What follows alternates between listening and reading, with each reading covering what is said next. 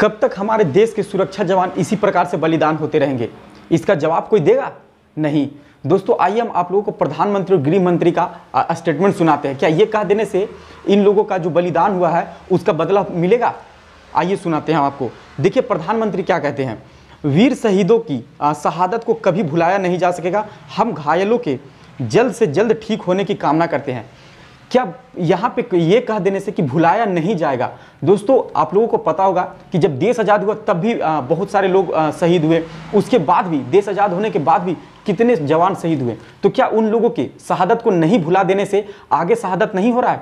अभी भी हो रहा है। और ऐसा ये कहा जा सकता है कि आगे नहीं होगा? कोई नहीं कह सकता, आगे भी हो सकता है। तो बताइए ये कब तक चलता रहेगा? आइए गृह मंत्री का भी सुनाते हैं हम आप लोगों को। मैं वीर सुरक्षा कर्मियों के बलिदान को नमन करता हूँ।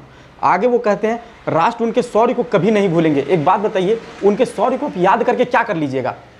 ऐसा है कि उनके शौर्य को याद करके आप आगे और किसी का बलिदान होने से बचा लीजिएगा? नहीं। तो ये कब तक चलेगा? दोस्तों अभी देख रहे हैं कभी उरी हो जाता है, कभी पुलवामा हो जाता है, कभी कहाँ। यानी देश में जो माओवादी है वो लोग आखिर इतना एक्टिव कैसे है? क्या हमारे सुरक्षा कर्मियों को आधुनिक हथियार नहीं दिया गया है? और यदि दिया गया है तो फिर उसका प्रयोग सही तरीके से क्यों नहीं हो रहा है?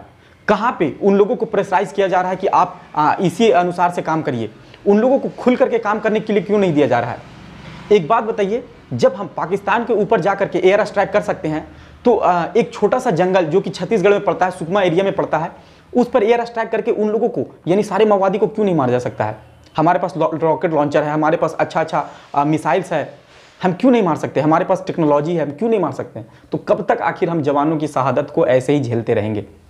अभी तो 22 हुआ है, इससे पहले भी सुकमा में ऐसे ही मारे गए थे।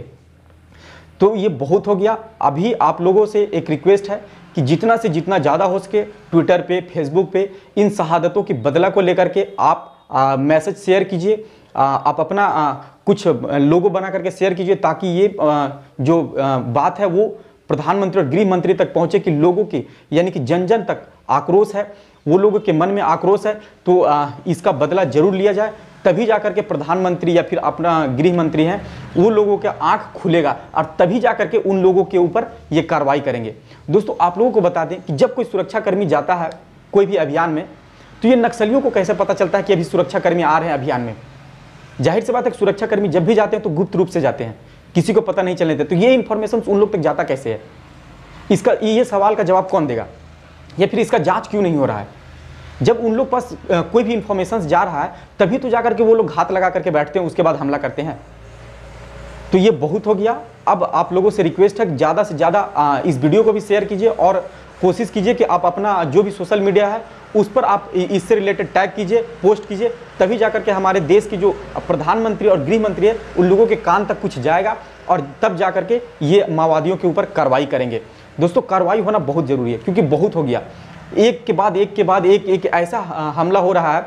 दोस्तों 22 जवान कोई एक बहुत थी नहीं है, नॉर्मल सी बात नहीं है, बहुत बड़ी बात है।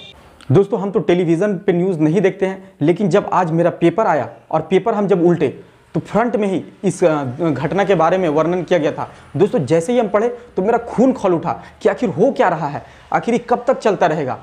तो दोस्तों बहुत हो गया। अब आप लोग पूरा जी जान से एकदम शेयर कीजिए, उसके बाद में आप अपना खुद भी पोस्ट कीजिए, तभी जाकर के कुछ हो सकता है। उन लोगों के जो भी शहादत है उन लोगों का बदला लिया जा सकता है और आगे इस तरह के शहादत होने से रोका जा सकता है।